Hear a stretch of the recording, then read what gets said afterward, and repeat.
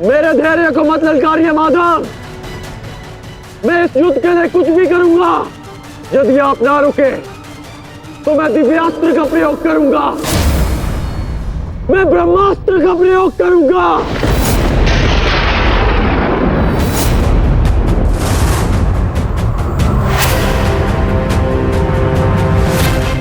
पराजय ने तो तुम्हारी बुद्धि तक हर ली अंगराज।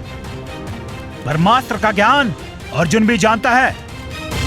यदि दो ब्रह्मास्त्र एक साथ टकराए तो इस युद्ध का ही नहीं, संपूर्ण सृष्टि का सर्वनाश हो जाएगा। मेरा कर्तव्य युद्ध समाप्त करना है मद्राज। सृष्टि की चिंता नारायण जाने। तुम्हें जो करना उचित लगे तुम कर सकते हो कर्ण, किंतु मेरे रुकने का समय अभी नहीं आया है।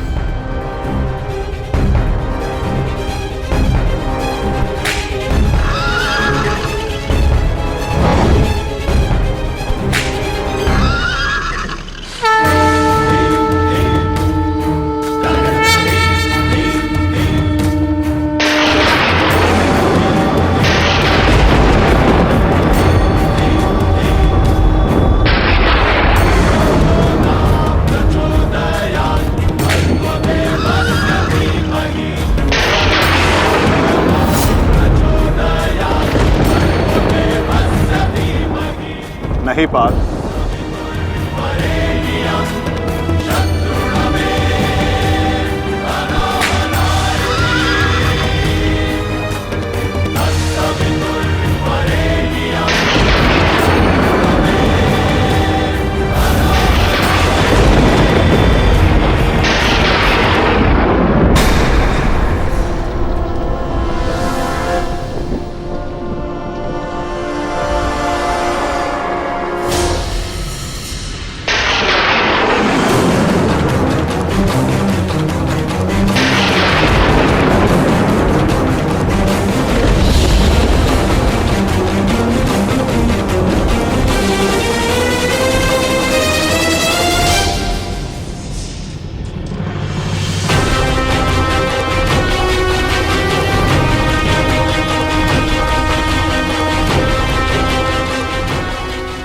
जमदग्निपुत्र परशुराम तुम्हें श्राप देता हूं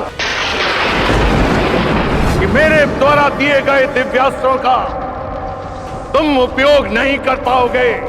जिस समय तुम्हें इन दिव्यास्त्रों की सबसे अधिक आवश्यकता होगी, उस समय तुम इसके अनुसंधान की विधि भूल जाओगे।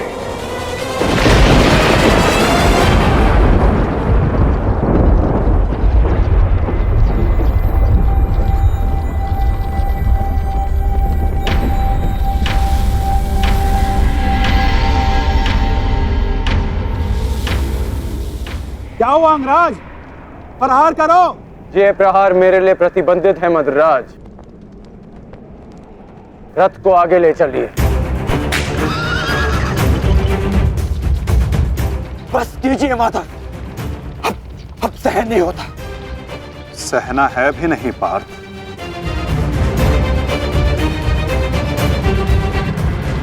अब समय आ गया है।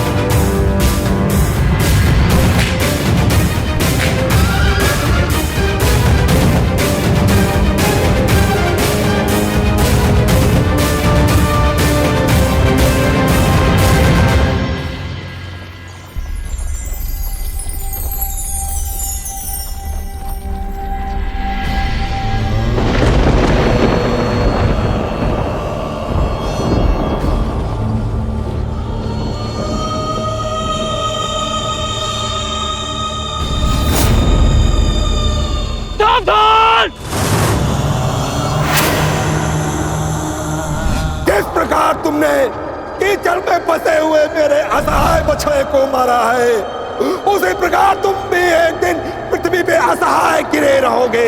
मैं अग्निहोत्र ब्राह्मण विजय तुम्हें श्राप देता हूं।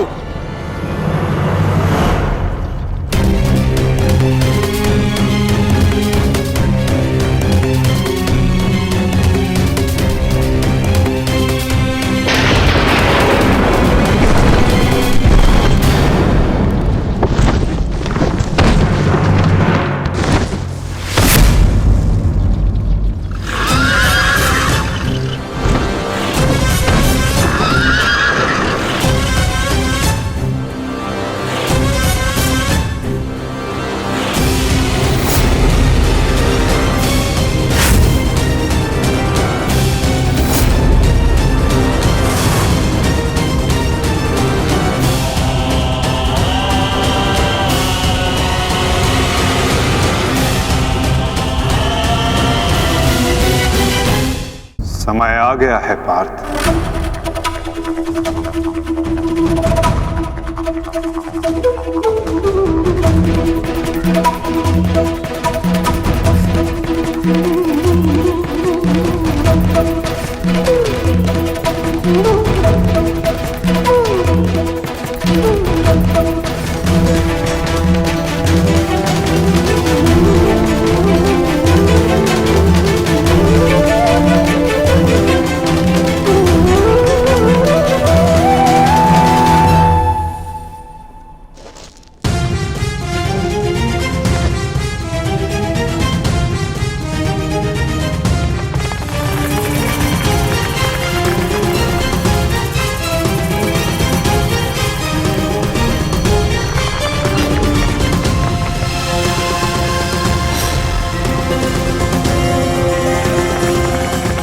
मद्राज, चक्र निकालने में मेरी सहायता कीजिए। तुम भूल रहे हो अंगराज, मैं मद्राज हूं। ये राज्य मुझे जन्म और प्रताप से मिला है, किसी के दान से नहीं। भले ही मैं तुम्हारा सारथी हूं, परंतु परिचालक नहीं। तुम सूत पुत्र हो, तुम स्वयं अपने रथ का चक्र निकालो।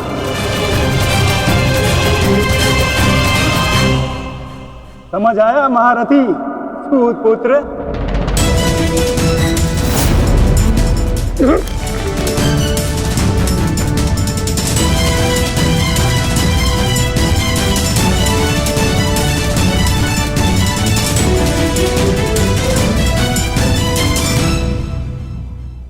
अंगराज को युद्ध का आवाहन दो पार्थ।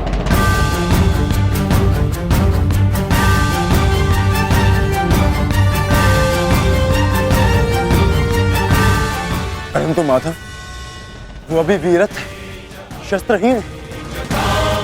तुमने मुझे वचन दिया है पार्थ कि तुम अपने सारथी की हर आज्ञा का पालन करोगे। आज तुम मुझे आज्ञा मत देना पार्थ, अपितु आज तुम मेरी प्रत्येक आज्ञा का पालन करना। जो आज्ञा माधव? अंगराज को युद्ध का आवाहन दो पार्थ।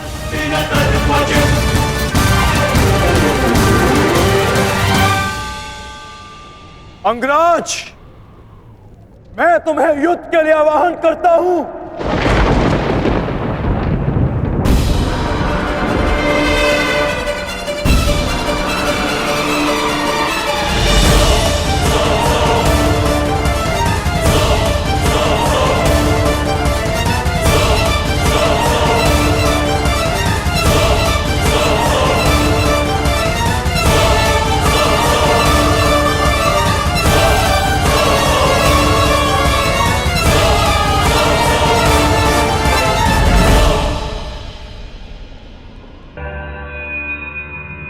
नहीं अंगराज,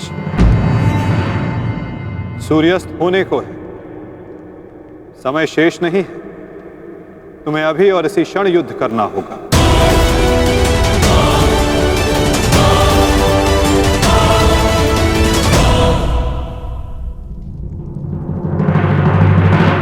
आपने हमारे ज्येष्ठ का सत्य हमसे क्यों छुपाए रखा?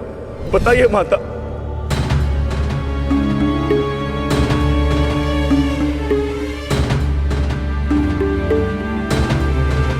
चिंतित ना हो माताश्री, आपके पुत्र सुरक्षित हैं। कौन सा पुत्र द्रौपदी?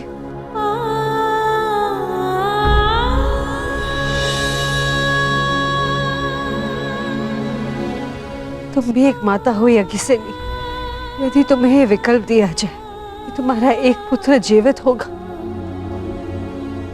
और एक को अपने प्राण देने होंगे, तुम किसे चुनोगी? बताओ द्रौपदी, क्या ऐसा निर्णय लेने का साहस है तुम्हें? उत्तर दो मुझे।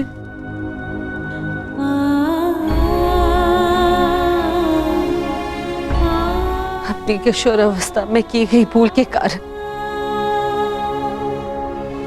मुझे अपना समस्त जीवन इस रहस्य के साथ व्यतीत करना पड़ा। मैं अपने अपनी इस भूल का पश्चाताप अपने पूरे जीवन में नहीं कर पाऊंगी।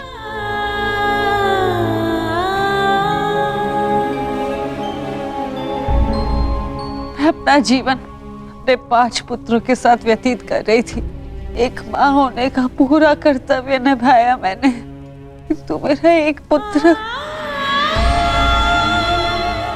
जिसे ना पिता का नाम मिला ना माता का स्नेह, वो अपने समस्त जीवन में एक पुत्र होने के समस्त सुखों से वंचित रहा। और मैं एक अभागन माता उसके लिए कुछ नहीं कर पाई। कर्ण के साथ जो मैंने अन्याय किया उसके लिए मैं स्वयं को कभी क्षमा नहीं कर पाऊंगी। बताओ मुझे, भला एक माँ अपने किसी पुत्र की मृत्यु का चुनाव कैसे करे? किसकी दीर्घायु के लिए प्रार्थना करूं? यदि एक के जीवन के लिए प्रार्थना करती हूँ तो उसका अर्थ ये होगा कि दूसरे पुत्र की मृत्यु के लिए प्रार्थना करना। किसके लिए प्रार्थना करूं? उस पुत्र के लिए जो सदैव मुझसे दूर रहा है, जिसे कभी अपने वास्तविक माता पिता का स्नेह नहीं मिला, या उस पुत्र के लिए जो सदैव हमेशा मेरे साथ रहा है, इसका पालन पोषण मैंने अपने हाथों से किया है। बताओ द्रौपदी, मैं किसके लिए प्रार्थना करूं? किसके लिए?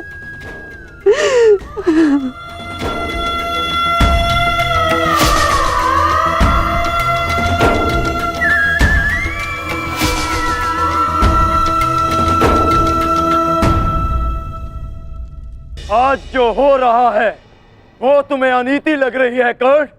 स्मरण करो, जो तुम सबने मेरे पुत्र अभिमन्यु के साथ किया, क्या वो नीति थी? क्या वो धर्म था? उस निहत्थे पर तुम सबने निर्दयता से प्रहार किए। उसकी मृत्यु को कठिन बनाकर तुम सबने मनोरंजन किया। वीरथ और शस्त्रहीन अभिमन्यु भी था कर्ण। क्या तुम सबने उसके साथ न्याय किया? यदि वो अनीति नहीं थी तो भला ये अनीति कैसे हो सकती है कर्ण? परंतु मैं अभिमन्यु का पिता हूं। मैं तुम्हें एक घड़ी का समय देता हूं कर्ण। सज्ज हो जाओ।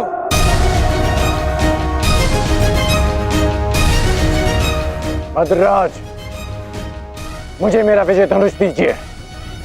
जब तक मेरे गुरु का विजय धनुष मेरे हाथ में है, कोई मुझे परास्त नहीं कर सकता। शीघ्र कीजिए।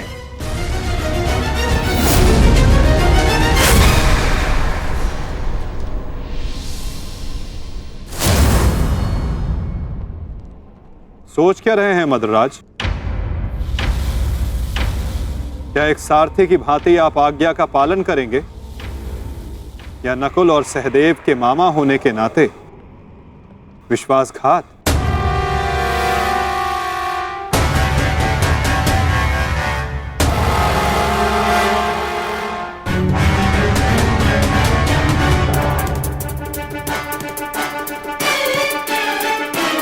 नहीं अंगराज, मैं तुम्हारी आज्ञा का पालन नहीं करूंगा। ये तो तुम्हारी करनी है अंगराज। एक महारथी को तुमने अपना सारथी बनाया, उसका अपमान किया, इसका दंड तो अवश्य मिलेगा।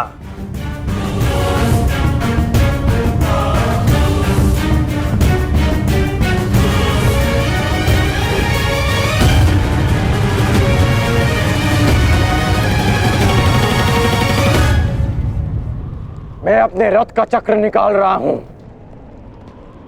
यदि पीठ पे वार करना चाहते हो तो करो अर्जुन।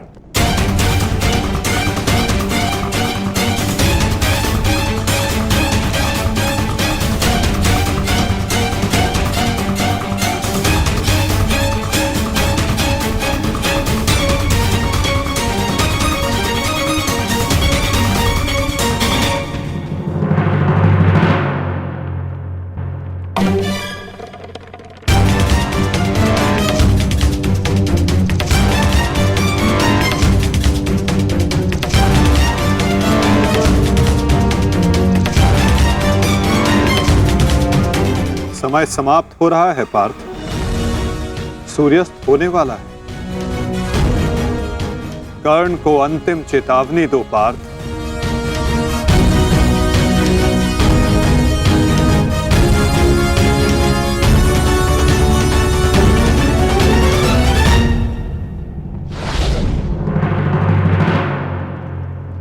मैं तुम्हें अंतिम चेतावनी देता हूं कर्ण, युद्ध के लिए सज्ज हो जाओ।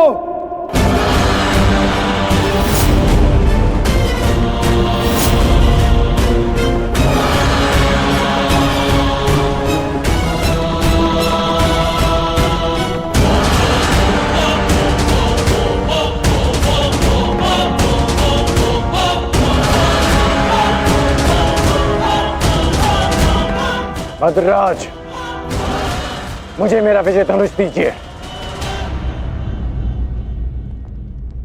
चेतावनी का समय समाप्त हुआ पार्थ। बाण संधान करो।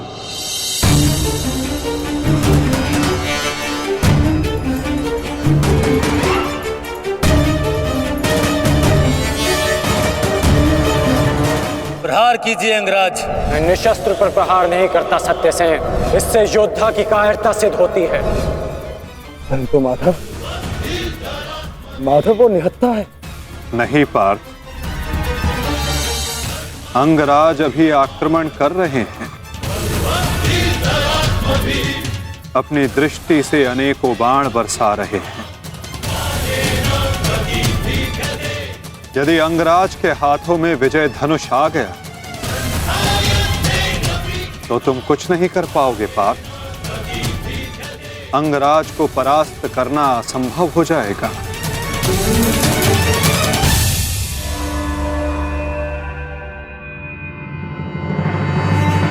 प्रहार करो पार्थ, प्रहार करो।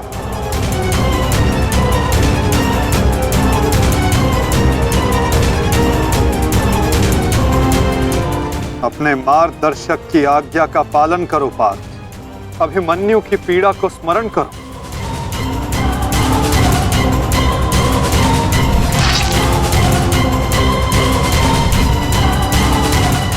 प्रहार करो पार्थ, प्रहार करो।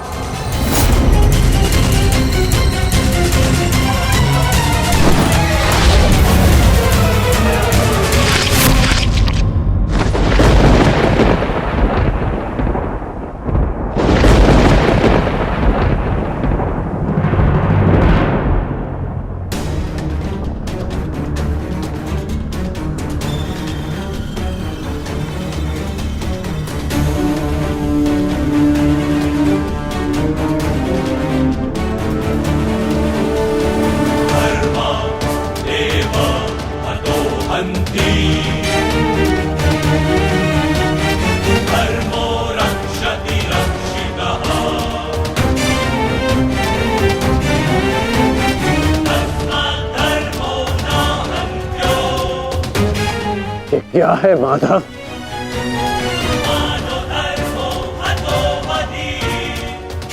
अंत। अधर्म की नींव को गिराने के लिए भवन के सुंदर कंगूरे का भी अंत करना पड़ता है कर्ण।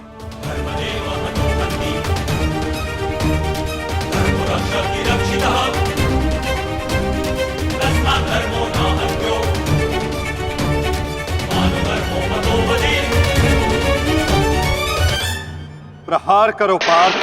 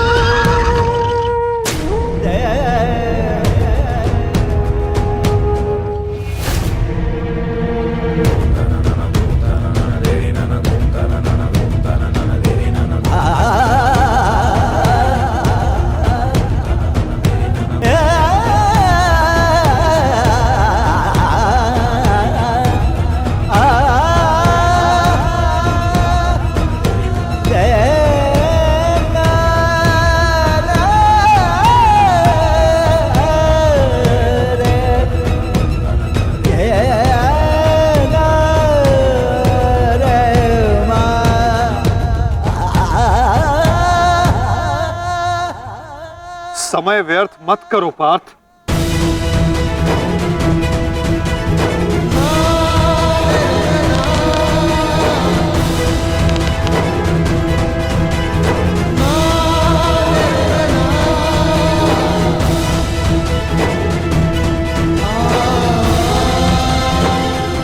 प्रहार करो।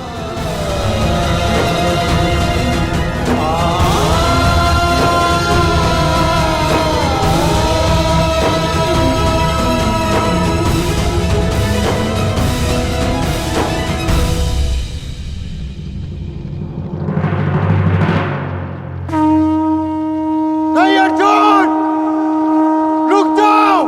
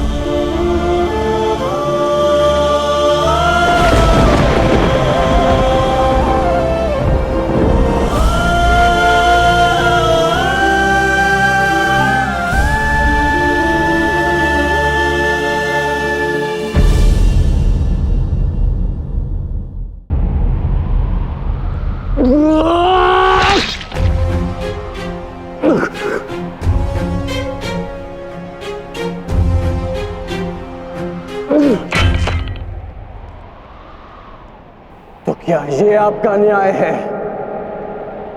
क्या इसीलिए आप मुझे मोरपंख हो जाने के लिए कह रहे थे? उत्तर दीजिए, उत्तर दीजिए, उत्तर दीजिए, उत्तर दीजिए, उत्तर दीजिए।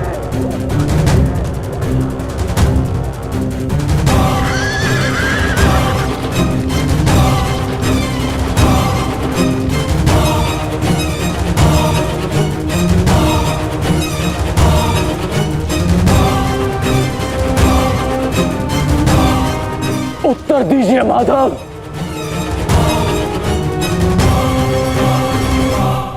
उत्तर बहुत लंबा है कर्ण, और समय बहुत कम।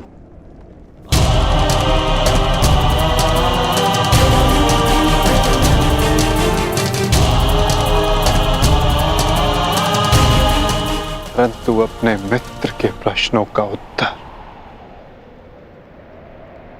मैं अवश्य दूंगा।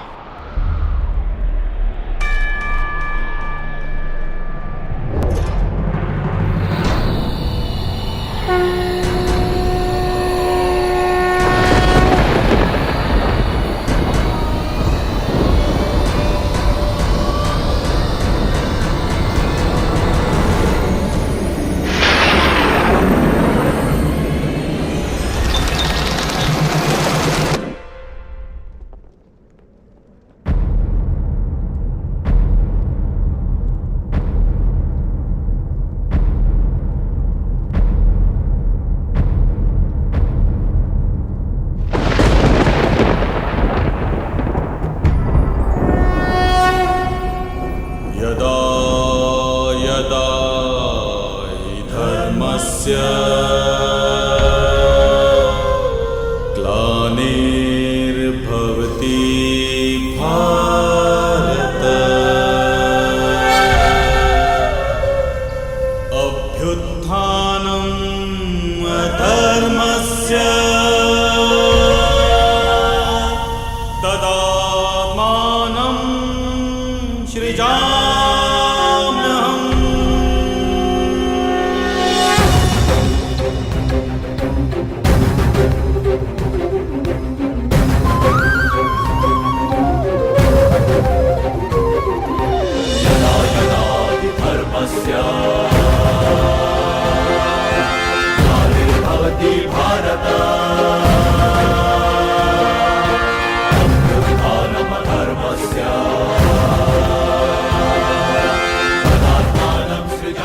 कुछ प्रश्न ऐसे होते हैं मित्र, जिनके उत्तर सबके सामने नहीं दिए जाते, जो केवल आत्मा से आत्मा को मिलते हैं।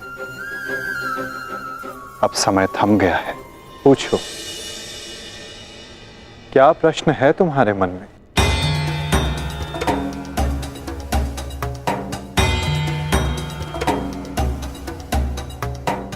आप तो सारथी हैं ना, अपने रथी का मन पढ़ लेते हैं, तो पढ़ लीजिए। मैं पहले भी कह चुका हूं मित्र, मुझे तुम्हारे मुख से सुनना अच्छा लगता है। तो सुनिए, बताइए माधव, ऐसा क्यों होता है कि जो परिवर्तन की चाह रखता है उसे समाज का क्रोध क्यों सहना पड़ता है? समय तो स्वयं बदलता है ना, तो वो परिवर्तन का विरोध क्यों करता है? परिवर्तित होना समय की प्रकृति है मित्र, और परिवर्तन का विरोध करना अधिकतर लोगों की प्रकृति।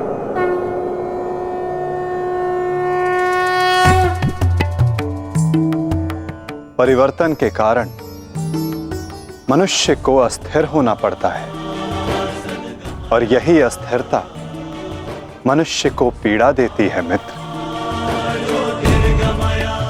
इसी कारण समाज परिवर्तन के विरुद्ध खड़ा होता है, परिवर्तन करने वालों को पीड़ा देता है, ताकि वो परिवर्तन के मार्ग से हट जाए।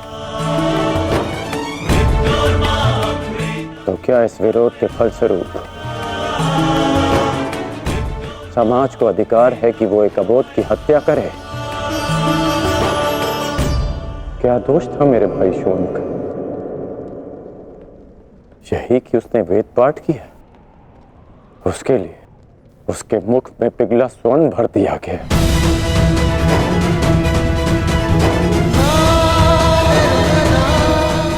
क्या कोई विद्या सीखना दोष है माधव? आप ही कहते हैं ना कि सबकी आत्मा एक है। यदि ऐसा है माधव, तो शरीर को जाति के बंदरों में क्यों बांधा जाता है? क्यों गुरु द्रोण ने मुझे जाति के नाम पर शिक्षा नहीं दी?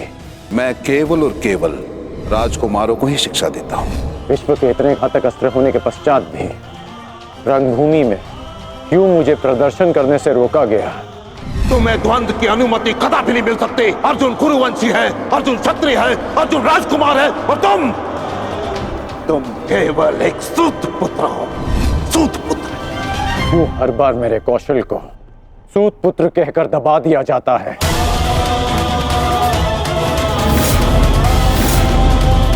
ठहरो, मैं एक सूत पुत्र से विवाह नहीं करूंगी।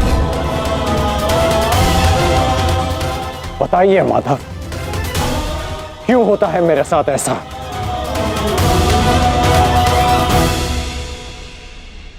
चूंकि तुम विशेष थे कर्ण, चूंकि भाग्य ने तुम्हें परिवर्तन के युद्ध का योद्धा चुना, और जो विशेष होते हैं उनकी परीक्षाएं भी विशेष होती हैं। जो अग्नि बुझाने का प्रयत्न करते हैं उनके हाथ भी जलते हैं मित्र। तपाया स्वर्ण को जाता है ताकि वो कुंदन बन सके, ना कि ताम्र या लौह को।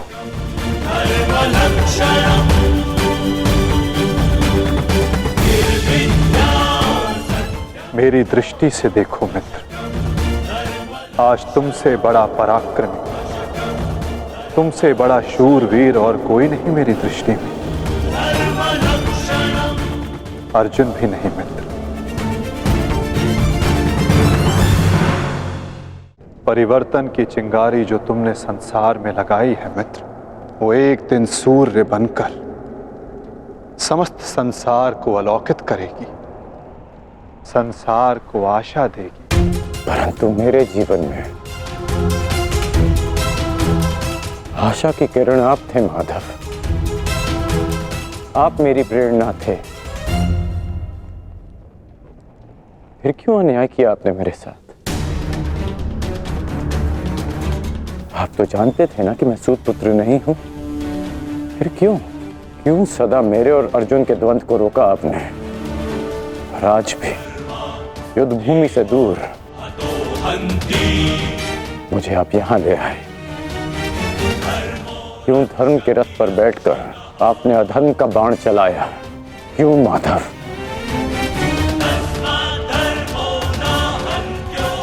यदि आपको मेरे प्राण चाहिए थे तो सीधे कह देते माधव, मैं प्रसन्नता से अपना शीश काटकर थाली में आपको भेंट कर देता।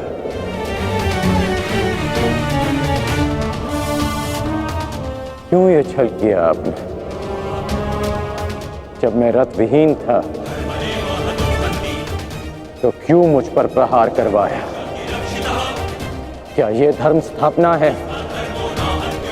क्या ये आपके अवतार का उद्देश्य है? बोलिए माधव।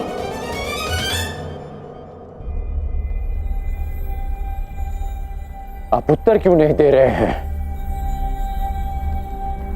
अर्जुन से पूर्व मैं आपका रथी था, आप मेरे सारथी थे, और आप ही कहते हैं ना कि सारथी रथी का मन पढ़ लेता है। तो आज क्या हुआ? आपको मेरे प्रश्न पता है, फिर उसके उत्तर क्यों नहीं दे रहे हैं आप? बोलिए।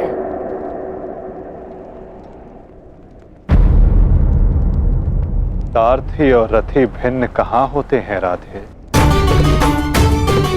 वो दोनों तो एक अंग होते हैं। जब एक सारथी अपने रथी के मन में उठने वाले प्रश्नों को समझ जाता है, तो क्या रथी को अपने प्रश्नों का उत्तर अभी तक नहीं मिला? मैं परशुराम तुम्हें श्राप देता हूं। जिस समय तुम्हें इन दिव्यास्त्रों की सबसे अधिक आवश्यकता होगी, उस समय तुम इसके अनुसंधान की विधि भूल जाओगे। ब्रह्मास्त्र का आवाहन भूलने पर भी तुम्हें भान नहीं हुआ मित्र कि ये सब क्या है और क्यों हुआ?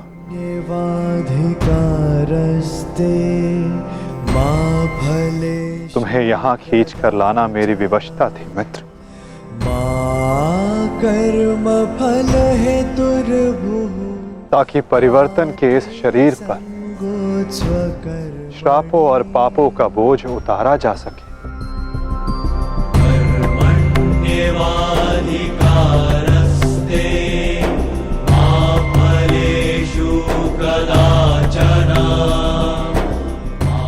तुम्हारे रथ का चक्का पहली बार नहीं फंसा है कर्ण। स्मरण है पहली बार तुम्हारे रथ का चक्का कहां फंसा था?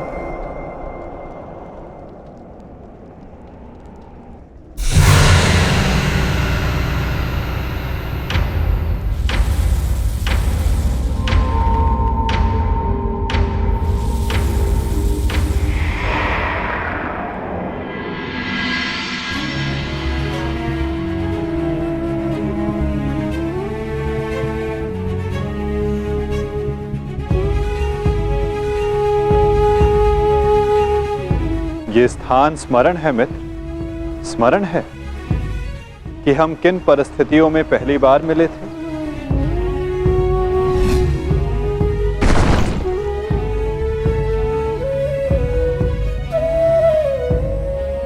वर्तमान के कर्म भविष्य में फलदायी होते हैं अंगराज। कोई ऐसा कार्य मत करना कि भविष्य पीड़ादायी हो। कर्म मनुष्य के मार्ग चुनने से निश्चित होता है अंगराज। प्रश्न ये करना चाहिए कि मार्ग कौन सा चुना जाए, क्योंकि लक्ष्य उत्तम होने पर भी यदि मार्ग अनुचित हो तो लक्ष्य प्राप्ति असंभव है।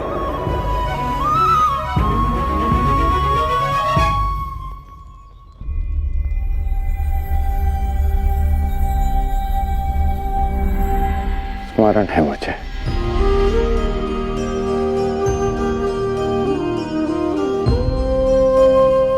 मैं प्रारब्ध बदलना चाहता था मित्र, किंतु दुर्भाग्य समय प्रबल है। तुम्हारे वचनों के कारण, श्रापों के कारण और पापों के कारण इस वर्तमान स्थिति में आना ही पड़ा कर्ण। वचन और श्राप, इन दोनों का बोझ मैं समझता हूं, परंतु पाप, मैंने कौन सा पाप किया माधव? परिवर्तन की चाह रखना, क्या ये पाप है? अपने गुरु के विश्राम को भंग ना करना, क्या ये पाप है? अपने मित्र की सहायता करना, जिसने सदैव मुझे सहारा दिया, क्या ये पाप है?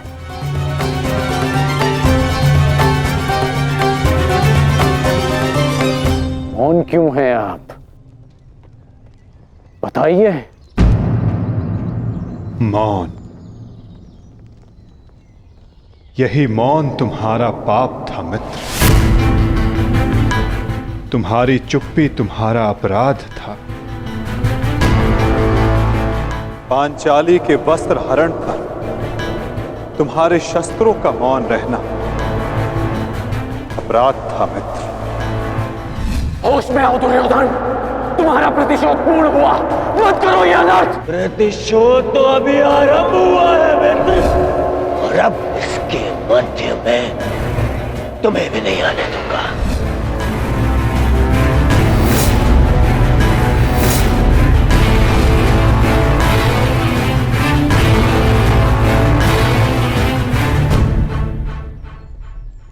मनुष्यों से भूल होती है, स्वाभाविक है। पांडवों से भी हुई, किंतु वो मौन नहीं रहे।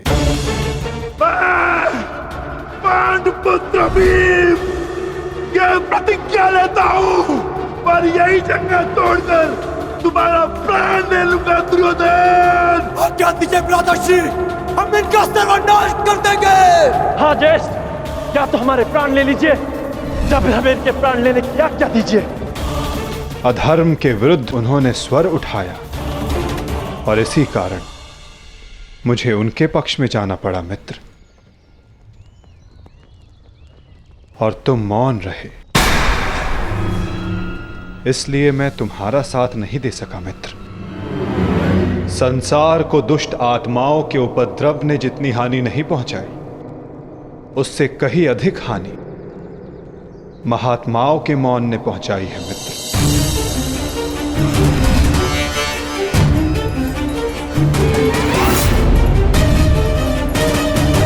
अभिमन्यु के वध पर तुम्हारा मौन पाप था मित्र।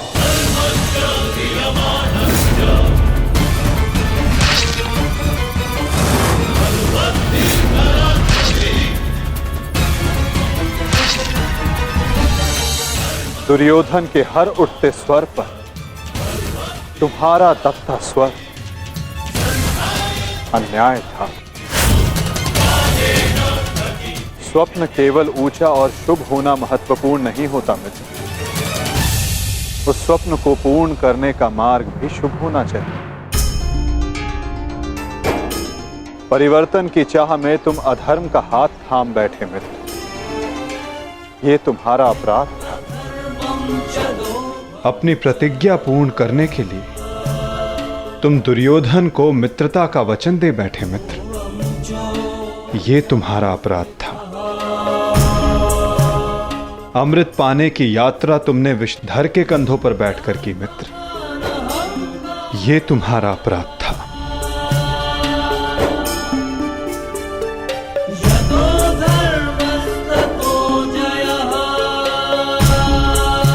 समय बहुत कम मनुष्यों को संकेत देता है कि उनका चुना गया मार्ग अनुचित है। मैंने भी तुम्हें कई बार संकेत देने का प्रयास किया मित्र, अवसर तुम्हें मिला था मित्र, कई बार मिला था, किंतु अपने वचन के कारण तुम सत्य के मार्ग पर ना आ सके मित्र। ये तुम्हारा अपराध था। अवश्य तुम थाली में सजाकर मुझे अपना सर दे देते, किंतु उनसे उन पापों का, उन श्रापों का भार कम नहीं होता मित्र, जिनको तुमने अपने कंधों पर लादा हुआ है। हम सब अपने चैनों का उत्पाद होते हैं मित्र। हमारे चैन ही हमारा प्रारब्ध निश्चित करते हैं, और आज इस पल का निश्चय तुम्हारे चैन ने किया है।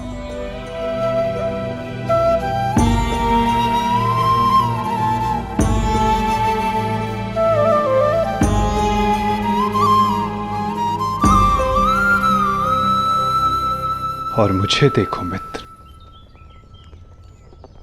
मित्र के रूप में मैंने तुम्हारा चयन किया। इस कारण इस पीड़ा का भागीदार मैं भी बन रहा हूं। मैं तुम्हें सदा शांति देना चाहता था मित्र, तुम्हें इस जन्म में हर पाप से मुक्त कर देना चाहता था मित्र। इसलिए मैं तुम्हें यहां खींच कर लाया।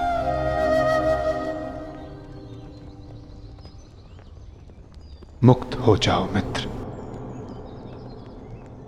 मुक्त हो जाओ कर्ण।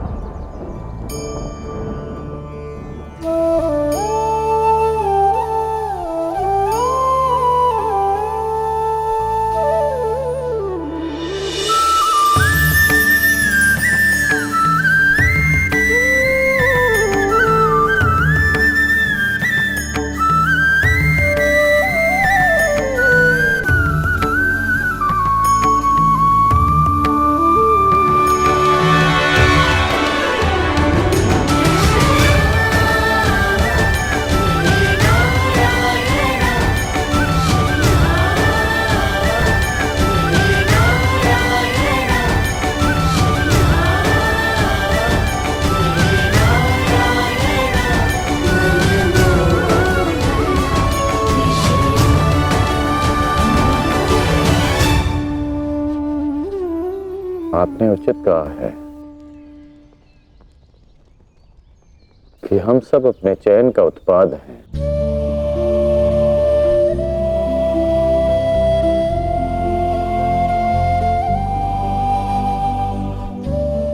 मेरा ये घाव भी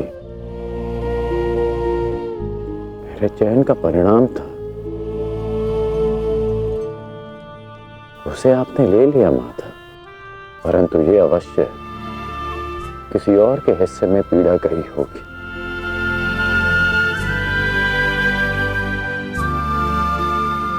ये पीड़ा किसके हिस्से में गई होगी माता? उसे जो नहीं चाहता कि किसी और को पीड़ा सहनी पड़े। पीड़ा को टाला नहीं जा सकता मित्र, किंतु बांटा अवश्य जा सकता है। एक मित्र ही मित्र की पीड़ा बांटता है।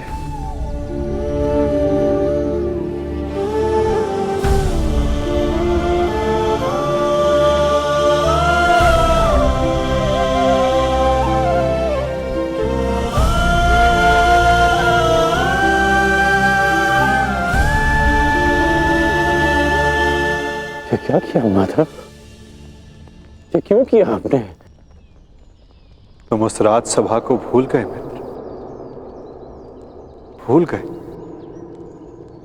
कि ये युद्ध मैं ही हूं, और इस युद्ध में चलने वाला अस्त्र और शस्त्र भी मैं ही हूं मित्र। उन शस्त्रों से लगने वाला घाव भी मैं हूं, और उन घाव का उपचार भी मैं हूं। इस युद्ध में विजयी होने वाला मैं हूं, और मृत्यु का आलिंगन करने वाला भी मैं ही हूं मित्र।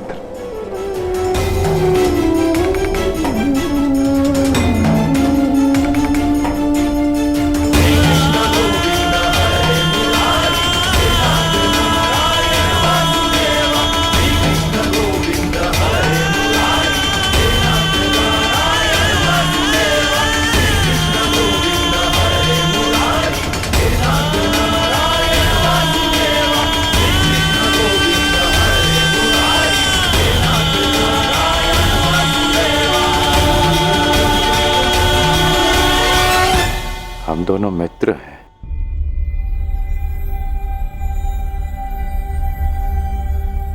इस लोक को छोड़ने से पूर्व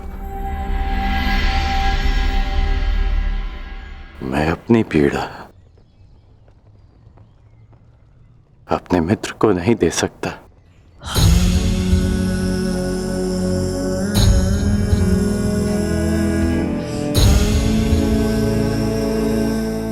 माधव, मेरे जीवन रथ को अंतिम लक्ष्य पर ले चलिए, ले चलिए माता। मैं प्रसन्न हुआ मित्र। एक समय था कि मैंने तुम्हें अपना रथी चुना था और मैं सदा चाहता था कि तुम मुझे अपना सारथी चुनो, अंतिम क्षणों में ही सही, किंतु आज तुमने मुझे अपना सारथी चुना मित्र। आओ मित्र, तुम्हें तुम्हारे लक्ष्य पर ले चलता हूं। सूर्यास्त होने से पूर्व तुम्हें वहां पहुंचना है और विश्राम करना है मित्र।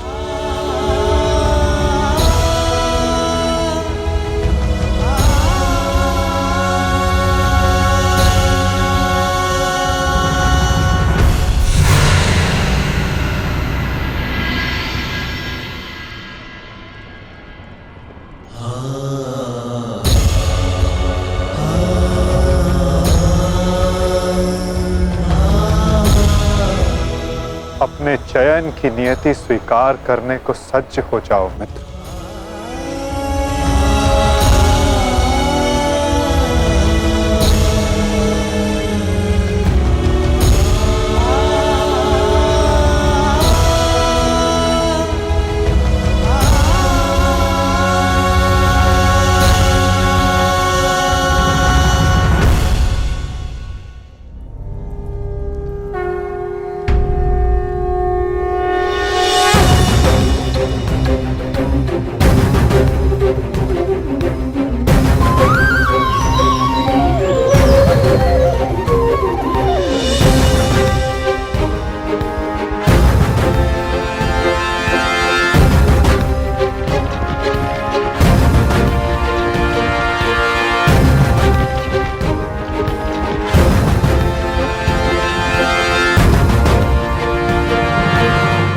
मुक्त करो अंगराज को पार्थ।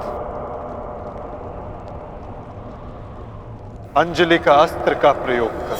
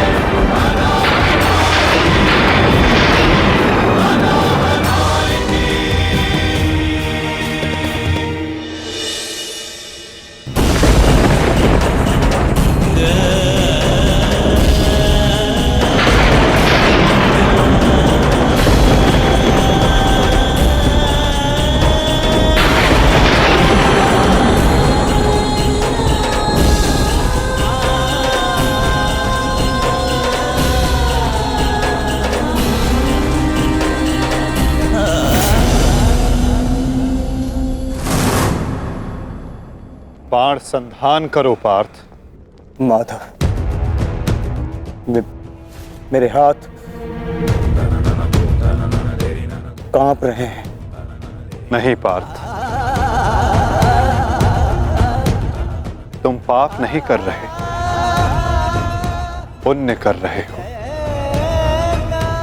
तुम एक सदात्मा को उसके भार से मुक्त कर रहे हो।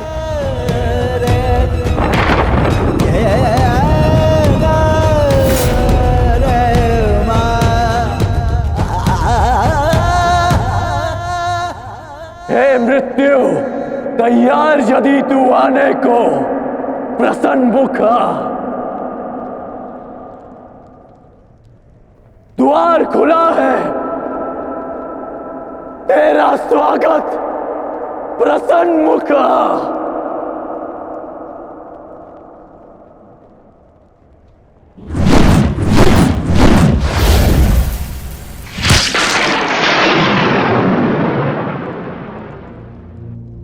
है मृत्यु तैयार यदि तू आने को, प्रसन्न मुख